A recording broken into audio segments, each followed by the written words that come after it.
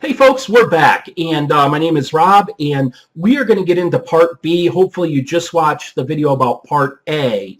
And as I mentioned in Part A, a lot of people, if they're still working and they've delayed Social Security, they decide that they are going to delay their Part B enrollment. And as I mentioned, Part A typically does not have any premium. However, Part B for 2000, right now for 2014, the premium is $104.90. So if you're somebody that's working or you have creditable coverage, you can delay your Part B, or you're not collecting Social Security. You can delay Part B, because why pay for Part B $104.90 if you've already got employer coverage? It's almost like having duplicate coverage, so that you can delay Part B, and that's what a lot of people do. But make sure that once you become eligible, that you enroll in Part B, because typically you need Part B, obviously, for your doctor coverage. I think by now, if you figured out Part A covers your hospital, Part B typically covers your doctor coverage. And as I mentioned, I believe in Part A, Part B is typically utilized a lot more than Part A. I mean, typically if you get a cold or you're not feeling well, you're not going to go to the hospital. You're not going to go to the ER. You're going to go see your doctor. And that's where Part B picks up. And let's just talk real quick. I'm going to just kind of read a summary of what Part B covers, and then I'll get back into it. But Part B, your yearly wellness tests, your doctors, that would be your primary care, your specialists.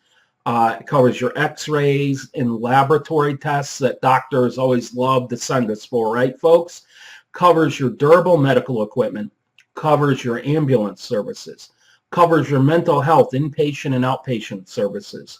Getting a second opinion from a doctor, which is very important before surgery. That's going to be a Part B.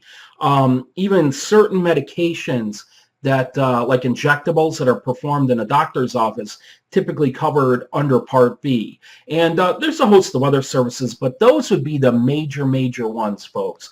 And let me get into kind of how this plays out. Just like in Part A, okay, Part B, you're going to have a deductible. Each year, you're going to have to meet that yearly deductible. And I apologize if I didn't say it in Part A. In Part A, you're always going to have to meet that $1,260 deductible per benefit period, per year, that type of thing. Part B, once a year, it's $147 that you pay before you can go see your doctor. In other words, before Part B starts paying.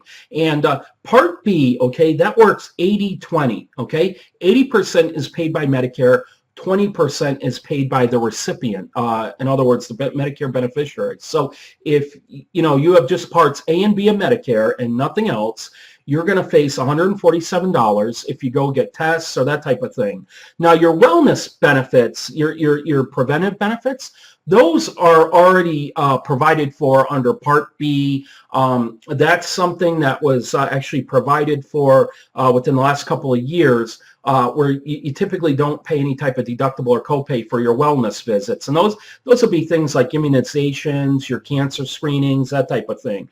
But, if you felt sick and you had the flu, or you felt like you just were run down or whatever, going to the doctor, typically you're going to pay the $147 deductible.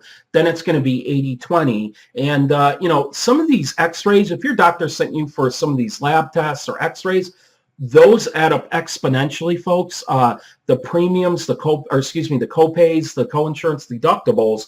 I mean, I've had people that just have straight Medicare that walk out with a $2,000 or $3,000 or $4,000 bill, and that's after Medicare paid their 80%, and they were stuck on the hook for that 20%. So Medicare Part B can add up just as quickly as Medicare Part A, and as I mentioned, folks, Part B is utilized a lot more than Part A. And then if you couple that on top with the $104.90 that you're paying every month for Part B, people start saying, geez, you know what?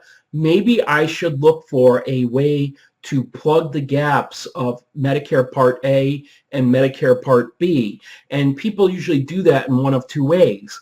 They either purchase a Medicare supplement or what's called a Medigap plan, and obviously Medigap that name came about because it plugs the gaps in Medicare, or they decide to go a different route and they go with Part C, which is a Medicare Advantage plan. So, people go about things differently. I mean, some people just say, hey, you know what, I'm going to take Part A and Part B and just roll the dice. And, hey, you know what, I'll be on the hook for those deductibles and that 20%. But I'll tell you what, if you can afford it, a Med Sup is a great way to go. Or if, you've got some money in the bank, you don't go to the doctors a lot, Medicare Advantage plans might be the way to go as well. So I'll talk about those next in the next video series. But just know that, Part B covers primarily your doctors, your x-rays, your outpatient tests, your ambulance services, that type of thing, pretty much your everyday needs. And typically they do not cover prescription drugs.